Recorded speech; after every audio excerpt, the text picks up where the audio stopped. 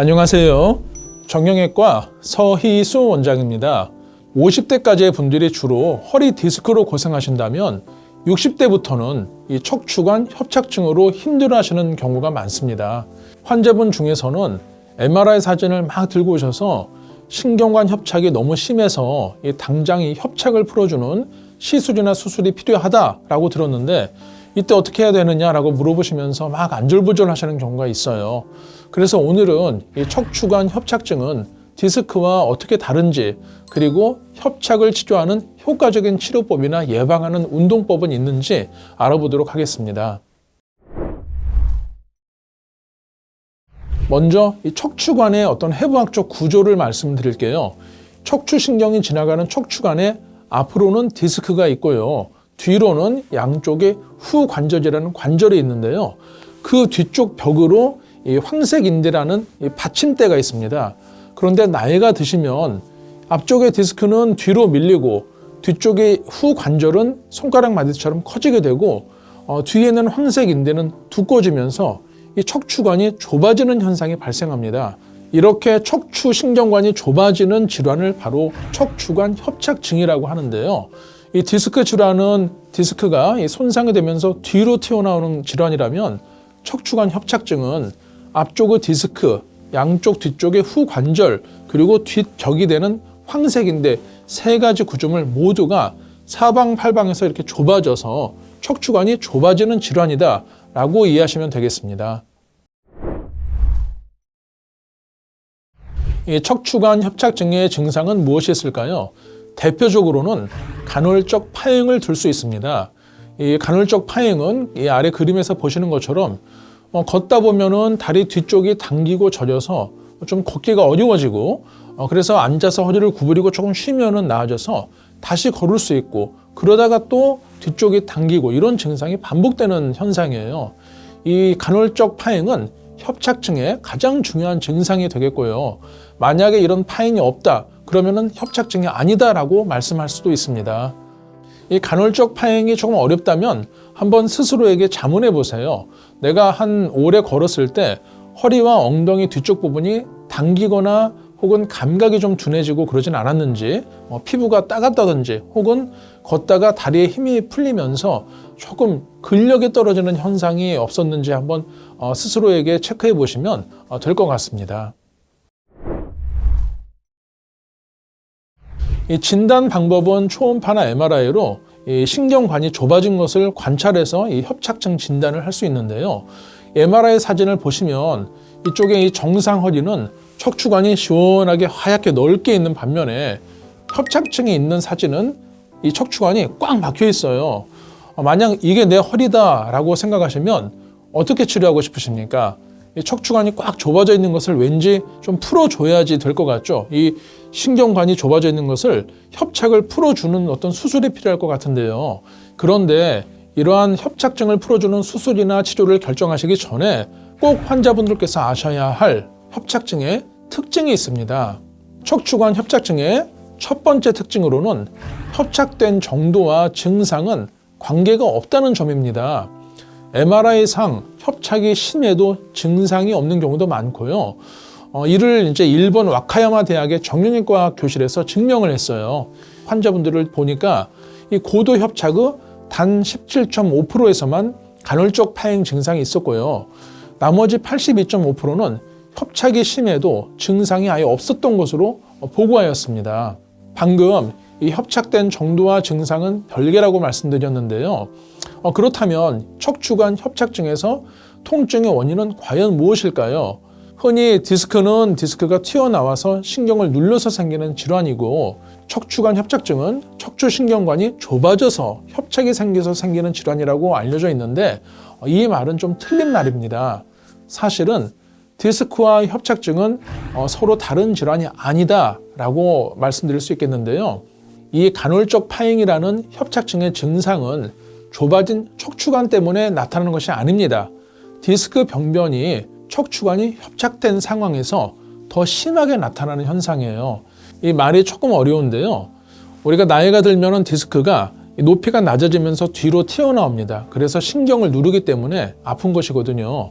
즉 협착증의 통증 자체는 디스크 손상 때문이고요. 다만 신경관이 좁아져 있기 때문에 우리가 걷거나 조금 활동을 하거나 할 때 이 주위에 혈류도 공급이 잘 안 되고 뇌촉수액의 흐름도 줄어들기 때문에 그 디스크 통증의 증상이 협착으로 인해서 심하게 악화되는 것이죠. 아주 쉽게 비유를 한번 들어보겠습니다. 우리가 엔진이 고장이 나서 차 사고가 났어요. 그런데 마침 범퍼가 없어서 운전자가 크게 다쳤다 이겁니다. 그러면은 이 운전자가 다친 원인은 엔진 고장 때문일까요? 범퍼 때문일까요? 당연히 엔진 고장 때문이죠. 다만 범퍼가 조금 안 좋았기 때문에 더 크게 다친 것이죠. 척추관 협착증도 마찬가지입니다.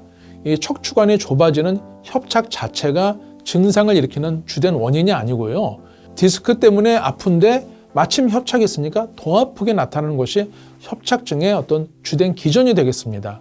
따라서 협착증 치료의 목표를 협착이나 유착을 풀어주는 것에 초점을 맞추시면 안 되겠습니다. 그렇다면 이 척추관 협착증 어떻게 치료를 해야 할까요? 먼저 치료 방법에 앞서서 이 협착증으로 인한 간헐적 파행은 허리를 이렇게 앞으로 구부리면은 순간 증상이 좀 완화돼요. 그런데 문제는 이 허리를 자꾸 앞으로 숙이게 되시면 척추뼈 사이에 디스크가 압박이 돼서 자꾸 더 뒤로 나오게 됩니다. 그래서 협착증이 장기적으로는 더 심해지기 때문에 협착증 환자분들도 허리를 앞으로 숙이는 운동이나 자세는 삼가하시고 항상 허리를 뒤로 젖히는 자세를 유지하시는 것이 좋습니다. 이를 위해서 아주 좋은 자세가 있는데요. 바로 양반 자세를 유지하는 겁니다. 양반 자세, 먼저 뒷짐을 지시고 배를 민 다음에 까치발을 디디세요.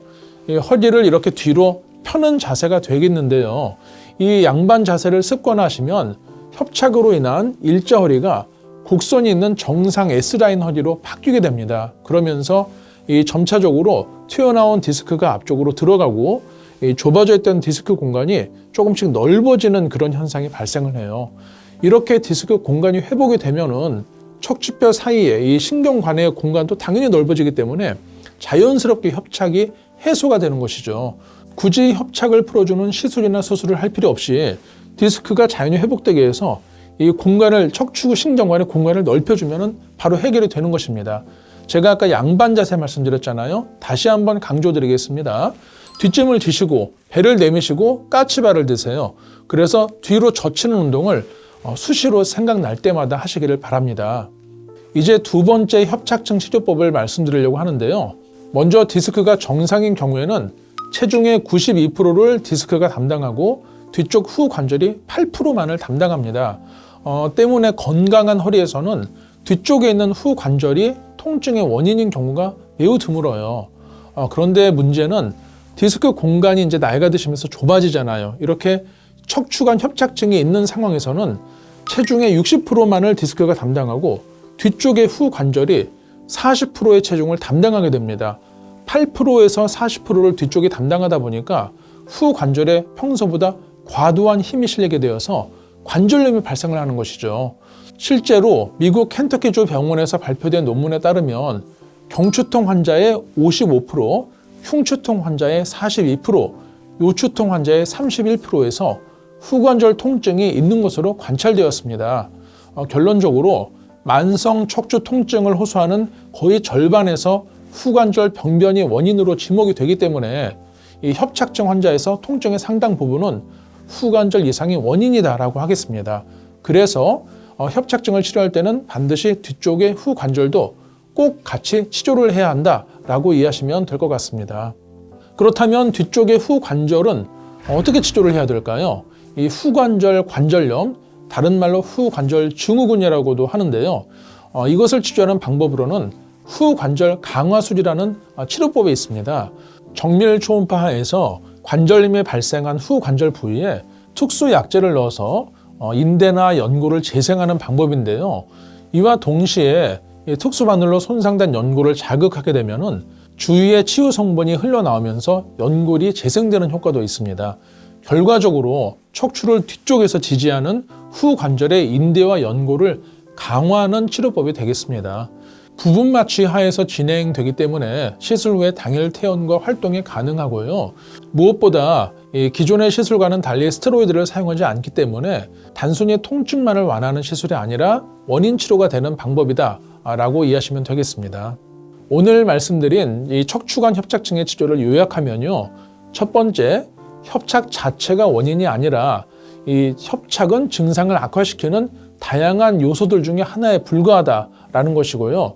두 번째로는 따라서 협착이 원인이 아니기 때문에 협착을 푸는 시술은 무의미하고 통증을 일으키는 근본 원인인 앞쪽의 디스크와 뒤쪽의 후 관절을 치료해야 한다는 것입니다.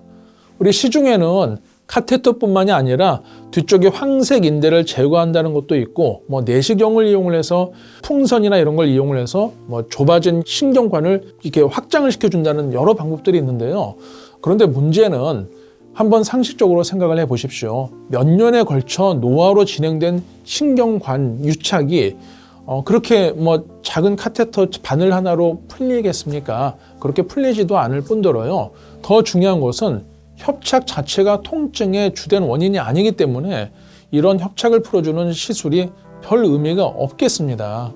그래서 이 협착증 치료의 결론을 내면은 앞쪽의 디스크는 양반 자세, 허리를 뒤로 젖히는 자세를 유지를 하셔서 튀어나온 디스크가 앞으로 들어가도록 해주시고 뒤쪽에 부담을 많이 받는 후 관절은 강화술을 통해서 보강을 한다. 그래서 척추 기둥을 앞과 뒤에서 이렇게 지지를 해준다라고 이해하시면 될 것 같습니다. 오늘은 척추관 협착증의 특징과 치료법에 대해서 알아보았는데요. 무엇보다 올바른 자세를 습관화하셔서 이런 시술이나 수술 없이도 평생 건강한 허리를 유지하시기를 기원드립니다. 지금까지 정형외과 서희수 원장이었습니다. 감사합니다.